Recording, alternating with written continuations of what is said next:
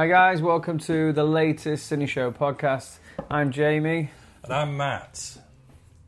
And together What are we we are Donut and Tart. Donut and Yes, Tart. I'm I know it was Donut. Yeah, I'm writing another treatment for a pilot episode of a police cop show. Okay. You play Donut, the American wisecracking cop, mainly kids who can do an American accent, as I said before. Mm-hmm. I play Tart, the straight-laced British cop. Cross-dresser. And cross-dresser. Yep. Undercover in a baker's. Mm-hmm. Trying to find out the source of the flour supply that's coming in. The source? The source. Yeah. There's puns throughout it. That's what I've written so far. The source of the cocaine coming in through the flour that we're buying in the store. Yeah. Mm-hmm. So that's the plot over an 8-episode arc. Every episode has a fight in a kitchen. Okay. Not dissimilar to imagine a poor man's version of the end of the Raid 2, the big fight in the kitchen there. Isn't that a poor man's version already? Shit, no. Okay, that's one of the enough. greatest fights ever committed to film. Okay, fair enough. So we're slightly cross between British Bake Off and How were you with the previous Sweeney. with the previous one? I gave that up. Oh, you didn't write it. It was the talking dragon. I couldn't fit the talking dragon in properly, so this one will have a hedgehog. Okay. It's a wizard. That's nice. So we just wasted about 2 minutes of their time. Yeah, absolutely. Yeah, cool. But All right. if you do you want to write any of that down, you can do if you It's want. all up here, love. Is it right? That's It's brilliant. all up here. Right, so normal things. You've got to follow us on the Facebook. I'm not sure we're going to do after that, but on the Facebook, Instagram, and subscribe to our YouTube channel, which is super important. We need them subscriptions. We do need the subscriptions. The subscriptions have gone up. Yes, they have. We have about 20, possibly even 30 more than when we did the last episode. So it's going in the right direction. Right direction. It's Because not if it was going 30 down, less, it's going then up. you'd be saying something to I us. don't think we've lost a subscriber. That's cool. Maybe they've just forgotten about us. Maybe they're just not watching. But yeah, anymore. we're getting the view. So, right, on this episode. On this episode, the big review is one battle after another. Yep. And we're also going to talk about other stuff we have watched.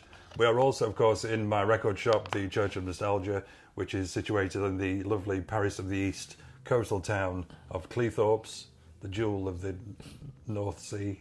Oui. Yeah. And we have a cinema. Yes. A beautiful oasis, paradise Parkway to Cinema. all. Which I was we at the love. other day watching said. Funny enough, because review. I was there the other day watching that as well. Yeah, I went on the day it came out though. So I went slightly after. yeah, but the good thing about that cinema is it does panto, it does comedy. So it's just like it's something there for everybody, isn't there? Concerts, all kinds of Concerts, stuff. yeah. And also, they show retro films. Yes. So we did an Aliens retro review when they were showing Aliens at the cinema. We're That's also going right. to be doing a Back to the Future retro review, and they have Back to the Future coming up at the end of October, 31st of October. And this one says release. Normally they're just for one day. This one says release 31st of October, so it may be having a little run. I think so. I think it is nationally. It's having more it's having a lot of rerun, which I will definitely be watching. And Jamie, what's new in Cleethorpes? Well, what's new in Cleethorpes, on the back of that actually, is the reason I can't watch it on the day Back to the Future comes out is because I've got CineShow itself, one of the parent companies of, you've got CineShow and Howling Jacks that partner up on this podcast. CineShow's doing the annual Halloween event. We did The Shining in 22. We did an original show of Asylum in 23, and we did a circus of horrors called Cirque du Slay. Clever wordplay. Yeah. Clever. So just so I don't get sued there.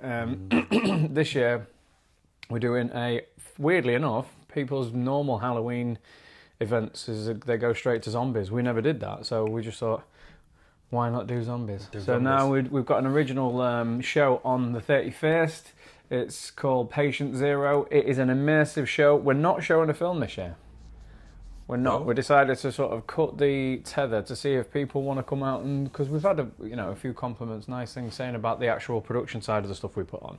So we just thought we'd do a little bit of a test and see if people will come out for that production side of things that we do. So yeah, but it's going to be immersive fully, so that everything's narrative based. So when the guests come in, all the actors are in character from the moment you're there till the moment you leave, and you take them around on a scare tour. And then we have live music, live performers, VIP areas and stuff like that. And you'll get a little research notes book.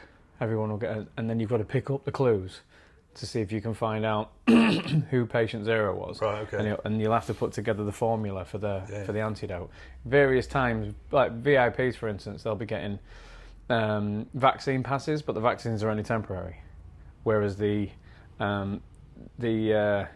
general admission, which is like a refugee ticket. We've got a scientist pass and a refugee ticket for VIP and general admission. We always try and give them a bit of a theme thing. So they're going to get the general admission are just going to get sprayed with some kind of disinfectant, and that lasts as long as it lasts.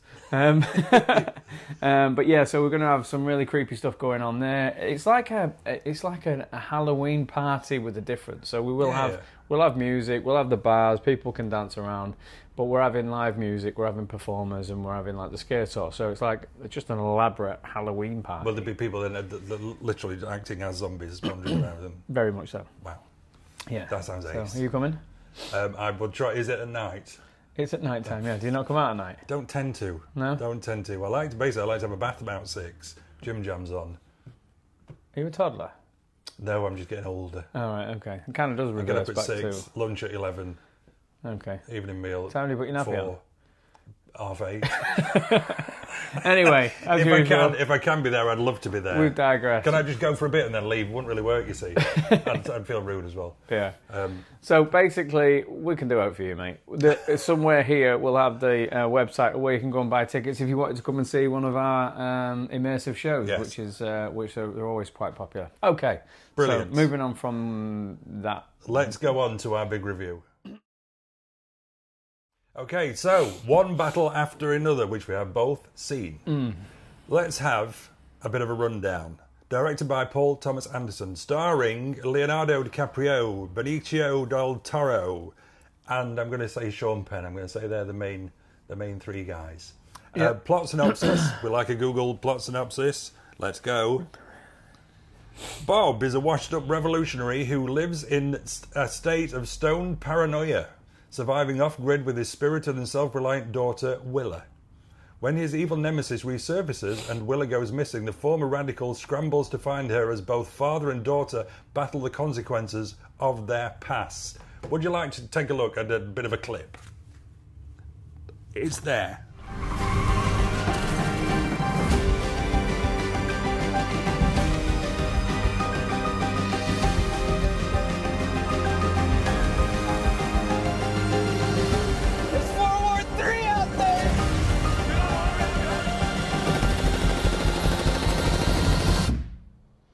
Not one thing, it's another.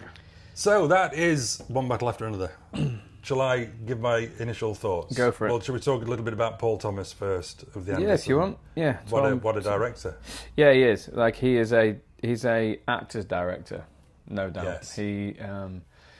He sees actors as more than props, whereas, a lot of the films, the scale of his films, other directors tend to sort of like, not use actors as props, but they certainly don't trust them as much as he does. And that brings out these performances that you see. Like, we'll have to do a little check on how many Oscar or Golden Globe wins and nods from his films alone. Yeah. It must be really up there. Well, movie-wise, we've got Punch Drunk Love, we've got Magnolia, Yep. we've got There Will Be Blood, and The Master. I would say exactly what you're saying.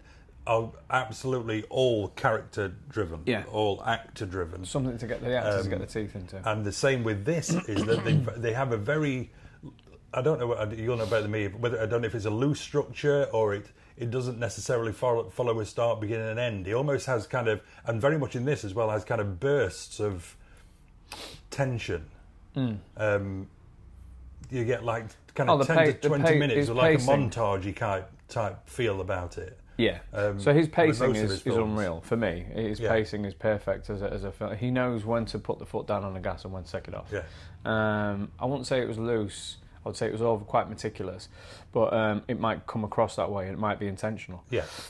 But yeah, I mean, his actors going on to additionally to that, Tiana Taylor, Chase Infinity, and Regina King, the three females in it, no less striking as performances for me in the film. I thought there was all, and I think actors do. You look at actors in other certain films, and you think there's directors like Paul Thomas Anderson, Wes Anderson. And some of the bigger names, Scorsese, Spielberg, people like that, actors tend to really bring their game. So you've got to ask the question, what was you doing in the other films? Not phoning it in, but people just rate. You can see that they've taken it to another level, and that's the same in question here. Yeah. I mean, I absolutely loved it. Yeah, same. I thought it was absolutely brilliant. Yeah. I thought the performances were brilliant. I thought, for me, Sean Penn. Talk about Oscars for Best Supporting Actor. Yeah, without a doubt. I thought he was absolutely brilliant. To be honest, Leonardo, for me, a little bit, and maybe by design, went more into the background. And whenever Benicio was on the screen and Sean Penn, they just magnetic. Yeah, I thought Sean Penn's character was absolutely the little ticks, I have actually watched a couple of interviews recently with him. He was in that I'll mention it later, but that AKA Charlie Sheen documentary about Charlie Sheen's kind of up and down ride. So I've seen that. He's recently. interviewed in that, and he's actually quite a little bit twitchy in that. And then I watched, I think it was a Jimmy Fallon interview, and there was some little bits and bobs that he seemed quite. He has a neuralistic there we go, issue. Yeah, he was diagnosed 2016 or something like that. So he does. And then I saw another interview where he wasn't like that, so I didn't know kind of what it was. Yeah, I know obviously he'd put in the past lots of drugs. I don't want to sort of quote what it is, but I'm pretty sure it's a neurological thing that he's got. So maybe that feeds into his performance a little bit, but obviously there's tons on top that he's putting on that as well. So I mean, I've seen a lot of people say that it's Sean Penn's career defining. But on a personal note, I actually felt like that was Carlito's Way when he plays a lawyer in Carlito's Way. I think he hasn't topped that, but it's close. It's a close second. Mystic River was another absolute banger from him. But he's fucking great in everything he does. I think. No, he is. But he kind of started off as a bit of a joke, didn't he? Because he was married to Madonna. He'd done some slightly earlier stuff before he got with her. Then they did that terrible film, Shanghai Surprise, or something like that, I think it was called. Something like that. But then he started picking those roles, and I think Carlito's Way was the first one where people kind of so good in that. Like that to me, Carlito's Way is a film that I just couldn't watch over and over again, and because of him and Pacino together. But yeah, he was fantastic. I kind of agree with you on the Leo thing. I think Leonardo DiCaprio's he's clearly broken into, and he has been for years, but he's broken into that sort of Tom Hanks, Tom Cruise, Brad Pitt, sort of top tier. Yeah. And it's like a victim of your own success. Then you sometimes get roles that aren't too much of a departure. This is a very crazy, scatty performance, but he's played scatty before. So look at like The Aviator, things like that. Yeah. But I think these sort of the top levels actors, they struggle sometimes for you then to think when you're watching, you're like, that's Tom Cruise, that's Tom Hanks. It's hard for them to think of their character and their character name. That's Paul such and such. Yeah. They're just so prominent now. That anything that's not a massive departure like The Revenant or something like that you can tend to go, that's Leo. Keep watching it and go, that's Leo. Whereas like Benicio del Toro, I think you're not saying that when you look at him, you feel his character. Same with Sean Penn. Sean Penn, big name, but his character's really sort of he's so far apart from what you know as him. Yeah. You believe in that character. No slight to Leo DiCaprio because he's unbelievable. I think it's kind of. Because his character in the film came across to me a little bit as a slightly reluctant to be part of that world, almost like he was enjoying the buzz of it, but he didn't really believe in the cause as much as some of the other characters, his partner. Yeah, that's it. And almost a little bit of a doofus now and then. Yeah. A bit kind of scatty, like you say. Yeah, a bit of a stoner type geezer. Yeah. But he was not funny. taking anything away from him. I think, given the role, he's the best he could have done with it. Yeah. But it's just like one of them. Like I say, he might be top billing on it, but he certainly wasn't sort of like on his own in the lead. Yeah. I thought Chase Infinity, who played his daughter, was unbelievable as well. Yes, and that's their debut film, by the way, which is unbelievable. Yeah. I thought there's one thing she does near the beginning that you see her doing. I thought was going to come into play more that didn't, but that'd be a spoiler to kind of go right. into. Okay, but then for me, moving on to, did you want to sort of go somewhere with it? No, I was just going to say about the way it was shot. That's exactly where I was going to go. So he's brought back Vista Vision. I've forgotten the film. So Vista Vision is for people that, I'll try and keep it interesting without going too boring. They shoot the negative on the vertical, not the horizontal, so you can fit more into the frame. So there's more detail within it. There's now Panavision and there's 6K and everything's going on, but it was, at the time, it was the thing, and it's got a really lovely texture to it as well, without getting too boring. I said I wasn't going to be boring, but it kind of been like, even so much so that the cameras, they stopped making the cameras, so any camera that you use will be a refurb. And believe it or not, you know Giovanni Ribisi, the actor, plays he's in Friends as Phoebe's brother, and some other really good, great actor. He, believe it or not, has a company that he goes and refurbs old cameras for companies to use it, because he loves the arts. I don't know whether, I think there's a shot of Giovanni Ribisi at the end of this film as like a credit to him. But yeah, so because of that, like, it's going to have that really natural sort of look back from the 60s era. There's a film in between, and my memory, you'll have to research it and put it on up afterwards, but there's a film recently within the last couple of years what dug out Vista Vision and shot in it. Now this is, for me, it was such a good decision. It definitely puts you back into that kind of era when you're watching this film. It looked absolutely phenomenal. Not to take anything away from, not to give anything away, but the chase on the road. Yeah. There's a certain element of that. I don't even though it's not a spoiler to the story, I just don't want to spoil it by describing it. Yeah. So if you watch it, you'll know exactly what I mean. But the tension built purely by the depth of field in the shot is unreal, and that people used to care about that stuff, in the 60s and 70s.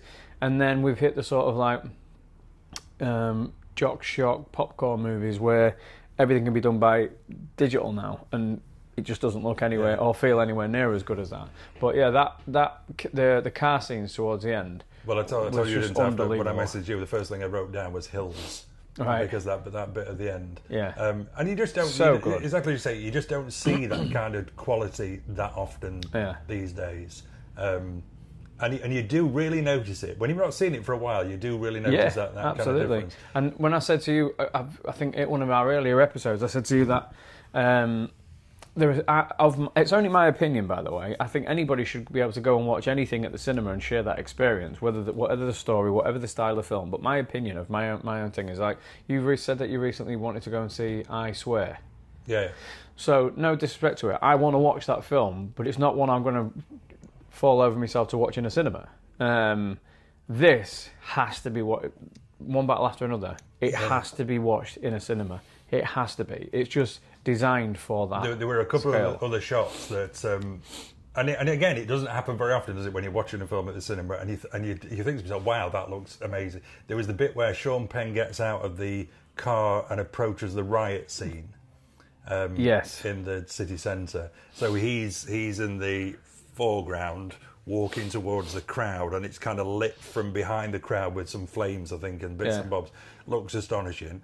And then the other bit that really sticks in my mind, I'll try and put a clip up at the same time, is where the guy's on the skateboard hanging onto the side of the car, saying it's like World War III or something, and then he leaves the car and joins the rest of the skateboarders as they're going around the corner, which doesn't sound particularly exciting. No, but it looks great. But the way it's shot, and it almost must, whether it was at kind of twilight or dusk, just as I don't know whether it was just as the sun was going down, but the way that's lit, and that kind of nice soft sheen to it. And it was stunning. To the content, to the writing, the story is unbelievable. I don't know if it is. I think it is a novel. I think it is adapted from a novel. I might be wrong, but I don't think it's an original piece. I might be wrong, but the story has clearly been adapted to today's environment. And what I think was super clever, and it's a Paul Thomas Anderson trait, really. He's talking specifically about something. You can see what they're referencing without them having to reference it. They don't have to say the words. So he's doing it in the abstract. He's like looking at the political landscape that we're on now, very, very, very current. But he's doing it in the abstract, so it can pass as a fun film based on some really wacky ideas. But it's also super relevant to life today, and that's very clever. That's super. And when people talk about lazy filmmaking, this is the opposite. Yeah. You know, if I ever refer to like lazy filmmaking, it's because they just feel like, oh, don't worry about it. Just the audience will get it. You haven't gone anywhere. You haven't done any of the effort to put in the subtext, to put in the niche, to put in the things there. So everyone's having to get it spoon-fed to them. You know what I mean? And that is very much a Paul Thomas Anderson trait. And I absolutely loved it. And the other thing I mentioned, which is a massive part of it as well, is the score. Yes. Which is a guy from good. The guy from Radiohead, I believe. Yeah. But you were talking about the hill scene. That's made all the better by just. I think it's like a single drum. It's kind of just like it's. Yeah. There's some a lot of it's just drums and build up and tension and noise. But there's little bursts every now and then. I wrote it down as well. Of just kind of like almost like a emotive blast of score, like a big kind of string section. Only doesn't last very long, but just kind of elevates everything up. Almost has a Mackie Neck type stuff. And the other thing I'd written down was, I was saying about he has kind of bursts of almost montage-esque 10, 15 minutes where everything ramps up, the score builds and builds and builds and builds. And there's a bit kind of from when Leonardo escapes from a house, and then there's a bit that happens in an alleyway. And I think it's probably about 15 minutes, but just that builds and builds and builds and builds and builds and builds. Yeah, it's so good. Really, really well done. Because there's a scene in there where everybody's tense and everything, like we're tense about it, but Benicio del Toro is super calm, and that in itself is causing tension. That because he's so calm about it is causing tension. His samurai. Yeah, it's honestly it's brilliant. Yeah, so story was great, acting was great, the visuals was fantastic, sound was great. I don't really know what else you want from a film. I think it was a near 3 hour. Yeah, 2 hours 50, I think it is. Yeah, and like sometimes when I put in my review, it's that if it's a long film and it doesn't feel like a long film, then to me it's done its job, because you're not watching you're not clock watching. So I would want to go see it again at the cinema. Yeah. So I think I will definitely go see it again within the next week. So what are you going to give it out of 5, Slick? Well, believe it or not, mate, this is going to be my first ever 5. And it's going to be my first ever 5 as well. So that's 5 stars. Yeah. See it.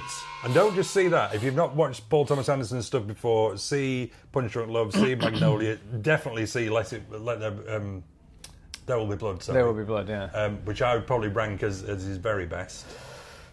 Yeah. I've seen that I think this is up there with that, personally. I do. Magnolia as well, absolutely superb. When I was talking about acting nods from his films, I believe Tom Cruise first... No. Did he get one for Jeremy? He didn't. I think his only actual acting Oscar nomination. Did he get one for Born on 4th of July? I thought he did. Right, so we should really start doing research. I thought he actually won the Oscar. But he certainly, I think there was the closest he got to it, because there was a bit of backlash about him not getting it, was Tom Cruise was in his role in Magnolia. Yeah. So, But at 100%, get to a cinema to watch it. Don't wait for this to come on a streamer. Get to a cinema to watch it. Yep. Your closest cinema, but if you're in Cleethorpes, Grimsby, get to Parkway. Yeah, okay, so that is one battle after another. Yes. So now let's get on to other stuff we have watched. Okay, you can close out. So in the previous episodes, we talked about the Alien franchise of got the Alien Earth program. And it made you very cross. I was up and down with it, and I said something that doesn't matter what happens, I will end up watching it because I am an Aliens fan. Well, believe it or not, I stopped watching it. So I'm going to upset a lot of people here, but I haven't seen the last 2 episodes. That's not a very good thing for a reviewer to do. But I just couldn't stomach it. So you're going to have to finish it off. Well, I have watched all 8 it. episodes. I'll not go into it too much because we talked about it on the last episode, but this does contain spoilers. And I kind of started to feel along the same lines as you, as in what was the most terrifying movie creation, one of the most terrifying movie creations of all time, the Alien itself, has had not all, but it's been most domesticated. of its fear, and it's stripped away now. And really, I wouldn't watch those last couple of episodes because the last episode, it really is like the Alien gang, like it could be a kid's cartoon. There is a point where a fully grown alien, she is patting it and stroking it on its head. She calls it to help her kill some bad guys. She doesn't whistle. She does that funny clicky noise. Right. And then at the very spoilers at the very end, they are left with the synthetics and the alien as a gang, and she announces that they're now going to lead. They're going to go off. Can I ask if her brother survives? She's got a little bit megalomaniac-ish. Yes. Okay. He's in there. He survives. The woman who's kind of the mother figure survives, and the not Steve Guttenberg. Oh, Oliphant. Yeah. Okay. No, not Steve Guttenberg. Who am I thinking of? It was the Facebook guy. Oh, yeah, the guy who played like He's called Mark Cavalier Zuckerberg or something like that. Right, yeah. Okay. And he survived. But I hope, the only thing I would say is that now, kind of, it's all kind of out there. Is that I hope the second season, which is bound to be, is a bit more aliens on Earth as opposed to sort of feels like they're in space because it's a remote island. Yeah, I just couldn't get on. I couldn't latch onto it. It's weird because as a program, it's something that as a program, how old am I? As a show. No, program's correct. Program's kind of our British term. Take away the franchise, and put in a different alien in there, because there are loads of different aliens in this. The eyeball and stuff like that. Just take that one xenomorph away. The eyeball stuff is really good, and that actually gets better. The eyeball so take good. that xenomorph out of the equation and add it back as another vicious alien. Yeah, I would entertain it. Yeah, It's fast paced. It was pace. The pacing, I think, per show was a bit off, but there was enough to keep me going as a thing. But it's just when you're asking me to accept it as an alien entry into the franchise, I can't connect to it. There's certain shows that I like that they just don't feel like they've just disconnected me from the plug of that franchise. However, we must heap praise on episode 5, which was the flashback to the ship and why the ship crashed. Yeah, that was okay. So that was like an alien. I think that was the last one I watched. Alien film. But yeah. No, you watched the one after, which I think really made you cross. Oh, the 6. Yeah. How many is there? 8. Oh, right. Okay, it was 6. I got quite a fan. Episode 5 was really good, but it was very different from the rest of the show. I still enjoyed it. That really connected. connected. That was very much like the 70s version as well. Like it just felt the way it was shot was all like so good. But yeah, anyway, so I'm probably pissed off a lot of people there, but never mind. So what else are you saying? Well, I watched quite a lot of TV, and what I thought I'd do is a kind of a one-time only thing where I'd simply tell you whether I think, in my opinion, remember, opinions aren't facts, they're just opinions, whether something is pepperami, which is God's greatest gift to humanity, the meat snack, pepperami, or was it pants, which are basically just pants that you put on sweaty pants balls. Are not the greatest pants gift. Is not good. What happens if no, balls are swinging they kind of were a gift, they're a very clever invention, but they muster up. If I was leaving the house in the morning and said, right, have you got your pants or your pepperami? You're choosing pepperami. That's where we differ, because I'm pepperami. They're like crack. Have you ever had a pepperami? I've had a pepperami. Have you ever had 10 pepperami? I've also had a pair of pants on. Have you never had 10 pepperami in front of you and not had to eat all 10? Right, so we need to know, we need to put a poll out there, is it pants or pepperami? Because quite frankly, I wouldn't leave the house without my pants on. Pepperami's wrapped around my nuts than I would pants. Okay, fair enough. So was it pepperami or was it pants? Wednesday. I've seen the first series. Didn't do enough to send me to I've seen both. It's on Netflix. Yeah, I hear Christopher Tim Lloyd was in it. Burton. He was in it. Is he Uncle Fester's Steve head? Buscemi's, Steve Buscemi's also in the second season. My daughter was watching it. I saw about 10 minutes of it, and I love Steve. I think it's Steve Buscemi. But Jenny Ortega. I'm simply saying Pepperami. Oh really? Have you watched both seasons? Yes. Pepperami. Oh, okay. Terminal List. I'll get to that. Terminal List. Dark Wolf. Taylor Sorry? Kitsch.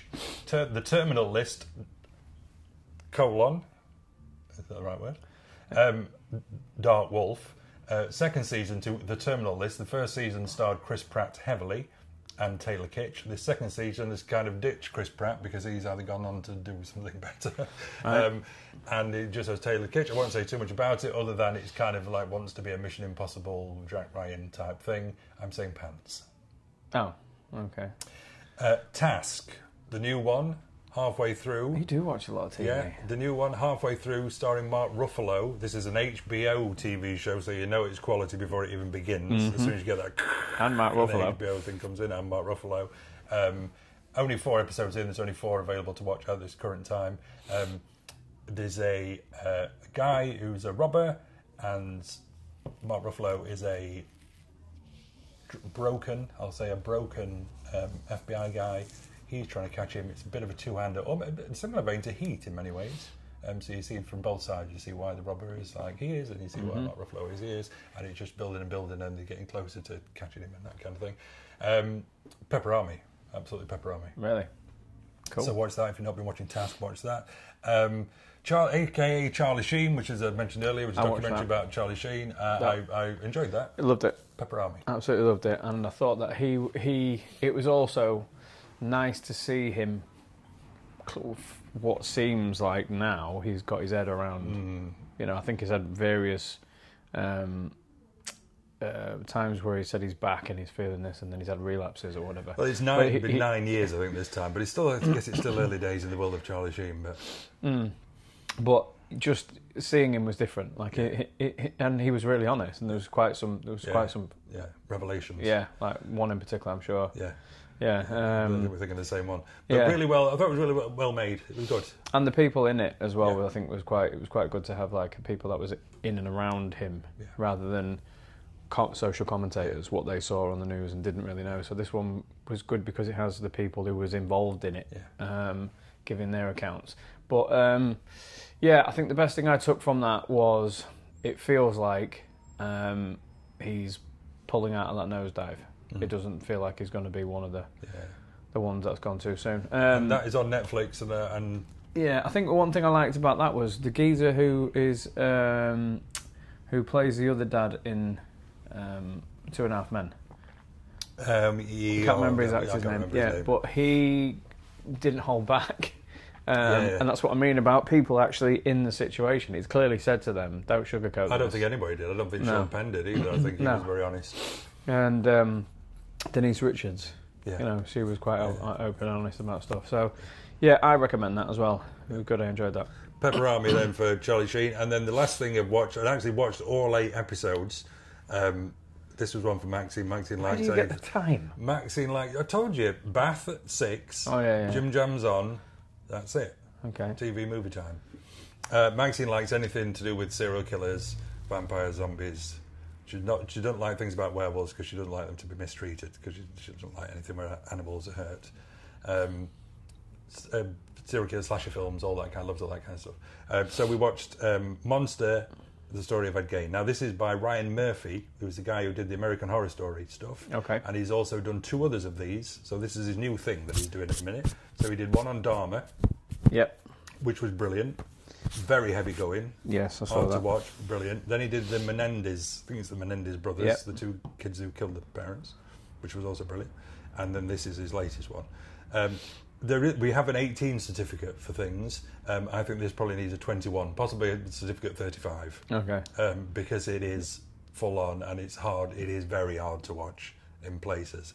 What makes it very interesting, which I think you would find in particular very interesting, is that whilst we get in the story of Ed Gein, or Gein, I think it's Gein, from childhood to where he ends up, interlaced with that is dramatisations of the making of Psycho, So we've got Alfred Hitchcock in there making Psycho because he based Norman Bates on Ed Gein's relationship with his mother. Oh, really? But not just like a quick flashback, almost like a full kind of hour or so. Wow. Dedicated to the making of that and the casting of Anthony Perkins and all kinds of stuff. You know me well. And then we move on to, we even get a call to Texas Chainsaw Massacre.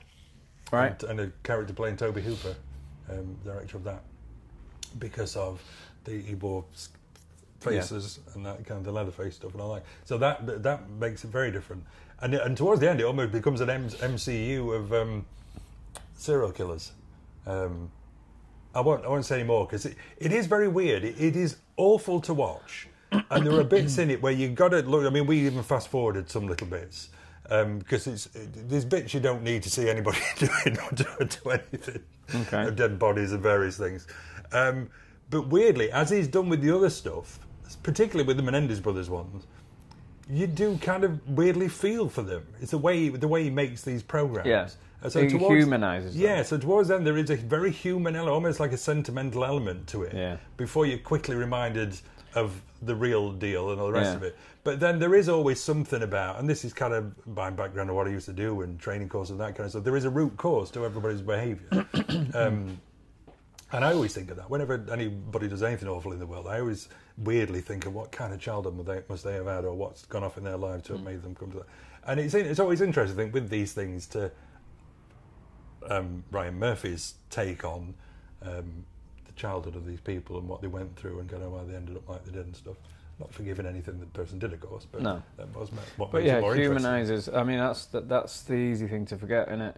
Yeah. When you see, I've seen something recently. It's a documentary regarding the state of. We are getting dark now, but school shootings in America, and I think it's going through like one by one. I can't remember the name of it. You'll have to see which one it is, but it's going through one by one, and it's sort of. It's more kind of pointing out the failures, what led up to it. It's not alleviating any blame off the person who did the act, but it's looking at how is it happening so much? It can't just be, and then there's just all these massive things and failures, which in the UK we'd look at and go, that's like each and every one. You'd be like, that's mad, that's even allowed, or that's even a thing. Regarding how easy it is to get hold of guns and also the enthusiasm, like the encouragement to use them as well. And it was quite good, but it did that same thing. It kind of humanises the whole situation. That even though that person who did it on that act was monstrous and clearly are monstrous, there was something along the line that steered them off. Steered them off the track. In every situation. Yeah. But definitely Pepper Army. But a big warning: don't go into it lightly. If you start seeing and you think this is bad, it probably gets worse. So if you can't handle the first couple of episodes, then it maybe isn't for you. But it is very interesting. I would say that, and quite scary in parts as well, actually. Cool. So that's me. It was mainly TV for me, really. Yeah. So to be honest with you, I'm going to be a bit boring, really. I've ended up watching old stuff, which I guess is what we talk about as well. But because nothing boring about old because stuff. Because the Stranger Things thing is coming out next month, my daughter's sort of picked up on the thread of starting from one going forward again, and I've started getting on that, and I have forgotten how good that is. Yeah, it is a phenomenally good show. I think the series 2 was a bit of a dip, but I think it really understood what. I think it didn't overstate or understate what it was supposed to be at any given time. I think probably, if we're going to nitpick, the last series was really grand, but then that's only an assessment of it up to now. If it pays off in the last series, then you're not going to look at it that way. Yeah. For a TV show, I mean, almost like believing its own hype and not forgetting about the story. But... yeah, no, I just forgot how good it was, and it's got me excited again for when it comes out. I think it's coming out in November, 2 parts in November, 2 parts Christmas Day, then 2 parts New Year's Eve. But got me looking forward to that again. Ted Lasso, because apparently there's a new Ted Lasso programme being shot where he takes over the women's team. Oh, right, okay. And my daughter, footballer, plays for Grimsby Town, plays for Cleethorpes. obviously it's right up her street, but then I forgot how adult that was as well. So she started watching Ted Lasso, and I don't know if there is age things on TV programs, but No, it just but there was a couple of episodes that was a bit dicey for a 15-year-old, but she's enjoyed it, and I got back into it, and obviously Alice as well. They do tend to say it normally says something like adult teen or something. Yeah, right, okay. So yeah, Alice had never seen it either, so we sat and watched that. We got up to middle of series 3, so I'm enjoying that as well. But then again, Alice seems to think that I'm these podcasts are proving otherwise, but like I'm an encyclopedia of movies. So she was like, I feel like watching something that makes me feel this way or this way. So we ended up watching Patch Adams. Oh, yeah. Robin Williams, about Hunter Adams, the guy who tried to create social medicine in America. I believe he's still, believe it or not, I think he's still trying that cause. They was trying to get some free hospital built in the hills, and that film's 20 years old, probably more. A little bit more. And the guy in real life has still not done it, so maybe there's some avenue there for a show to sort of look into that. I don't know if there's a documentary, but that film and Robin Williams, it was perfect. I can't think of anyone else you could have cast. Yeah. Maybe Jim Carrey, but it's just a heartwarming film. Weirdly, there's a really sad bit in it, obviously, but because it was an old film, I can tell you, I don't mind spoiling it. But the bit with his girlfriend, other than that, it is a really feel-goody film. So she wanted something that just made her feel good about it. So we ended up watching Patch Adams. But yeah, I've just been watching a smattering of like old stuff. Just like picking it up the side, the old retro. Yeah. So yeah, that's me really. Not particularly interesting, but yeah, I recommend Patch Adams. I recommend going back to the start on Stranger Things again. Well, there's plenty of recommendations there with all that stuff. Yeah, man. Yeah, good stuff. Okay. That's it. Sign us off. Okay, so we'll sign you off on this episode. We keep a lookout for our retro episodes as well, with guests, some with, some without. You need to follow us on the Facebook pages, the Instagram, and most importantly, subscribe to our YouTube channel. Do. But yeah, till next time, guys. See you later. See you later.